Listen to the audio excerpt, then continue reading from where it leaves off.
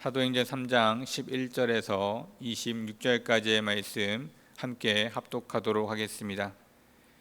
나은 사람이 베드로와 요한을 붙잡으니 모든 백성이 크게 놀라며 달려나아가 솔로몬의 행각이라 불리우는 행각에 모이거늘 베드로가 이것을 보고 백성에게 말하되 이스라엘 사람들아 이 일을 왜 놀랍게 여기느냐 우리 개인의 권능과 경건으로 이 사람을 걷게 한 것처럼 왜 우리를 주목하느냐 아브라함과 이삭과 야곱의 하나님 곧 우리 조상의 하나님이 그의 종 예수를 영화롭게 하셨느니라.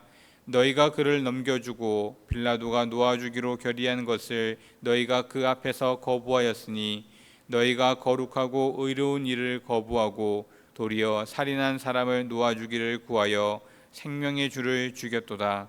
그러나 하나님이 죽은 자 가운데서 그를 살리셨으니 우리가 이 일의 증인이라. 그 이름을 믿음으로 그 이름이 너희가 보고 아는 이 사람을 성하게 하였나니 예수로 말미암아 난 믿음이 너희 모든 사람 앞에서 이같이 완전히 낫게 하였느니라. 형제들아 너희가 알지 못하여서 그리하였으며 너희 관리들도 그리한 줄 아노라. 그러나 하나님이 모든 선지자의 입을 통하여 자기의 그리스도께서 고난 받으실 일을 미리 알게 하신 것을 이와 같이 이루셨느니라. 그러므로 너희가 회개하고 돌이켜 너희 죄 없이 함을 받으라. 이같이 하면 새롭게 되는 날이 주 앞으로부터 이를 것이요 또 주께서 너희를 위하여 예정하신 그리스도 곧 예수를 보내시리니 하나님이 영원 전부터 거룩한 선지자들의 입을 통하여 말씀하신 바 만물을 회복하실 때까지는 하늘이 마땅히 그를 받아두리라. 모세가 말하되 주 하나님이 너희를 위하여 너희 형제 가운데서 나 같은 선지자 하나를 세울 것이니 너희가 무엇이든지 그의 모든 말을 들을 것이라.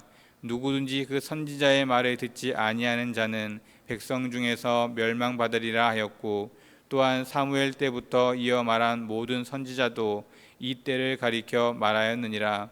너희는 선지자들의 자손이요 또 하나님이 너희 조상과 더불어 세우신 언약의 자손이라.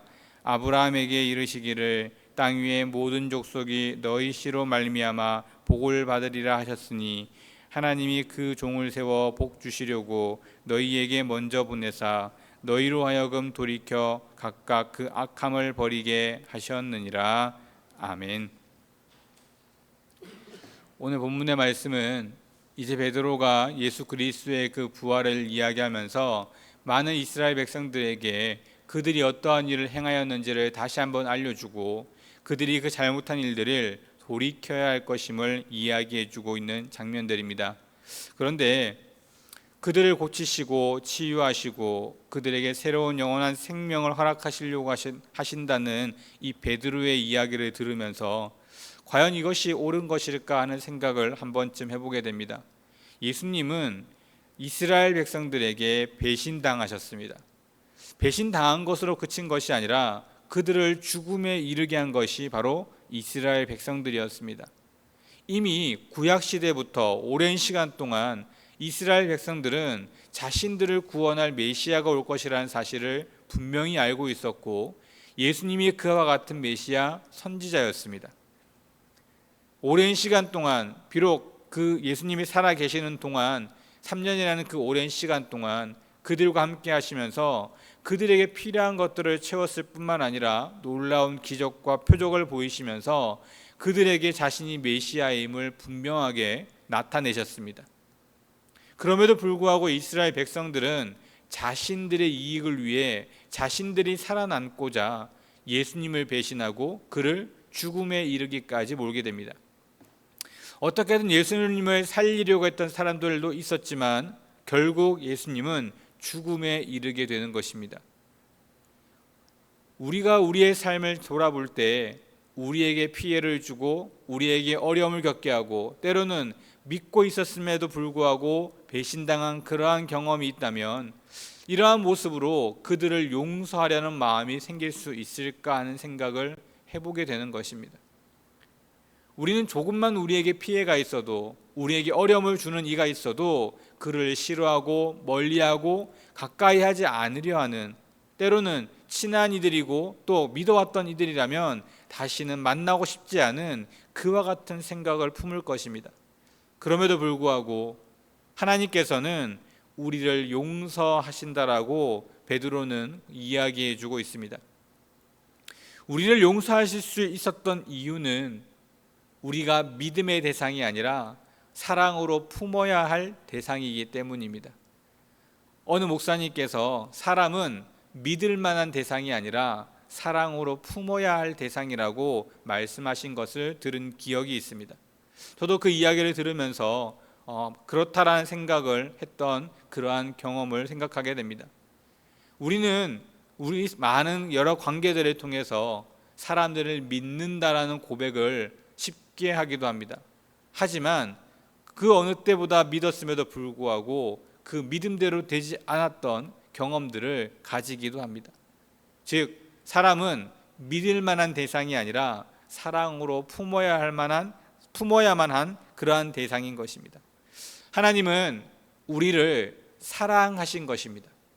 우리를 믿음으로 바라보지 않으셨습니다. 이유는 이미 우리가 구약을 통해서 보았지만 이스라엘 민족은 끊임없이 하나님을 배반하고 하나님은 끊임없이 그들을 사랑으로 용서하시는 모습들을 보게 됩니다. 이유는 이미 그들을, 즉 우리 사람을 만드실 때부터 믿음의 대상으로 만드신 것이 아니라 사랑의 대상으로 만드셨기 때문입니다. 그래서 하나님은 우리의 모습이 어떠하든지 있는 모습 그대로를 사랑하셨고 그 끝까지 우리를 품으시면서 우리를 용서하셨다는 사실입니다. 우리도 사람을 바라볼 때 사랑의 대상으로 품고자 하는 마음으로 바라볼 필요가 있지 않을까 생각해 보기도 합니다. 사랑으로 품을 때에 우리에게 잘못한 그의 모습이 용서될 수 있기 때문입니다. 그러한 모습이 오히려 그들을 이해하고 그들과 함께하는 일에 더욱더 쉬울 수도 있기 때문입니다. 그런데 중요한 것은 그렇게 사랑으로 우리를 품어주신 하나님께 나아가는 우리의 모습입니다. 하나님이 용서하셨으니 내 마음대로 내가 하고 싶은 대로 앞으로 그렇게 살아도 또 용서받을 수 있으니 그냥 그렇게 막무가내 살아야 되는 것이 아니라는 사실입니다.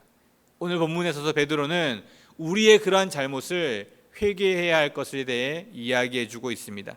즉 우리를 용서하여 주시고 우리의 있는 모습 그대로를 사랑하여 주시는 그 하나님께 응답하는 우리의 방법은 바로 회개인 것입니다. 진정한 회개는 돌이키는 것입니다.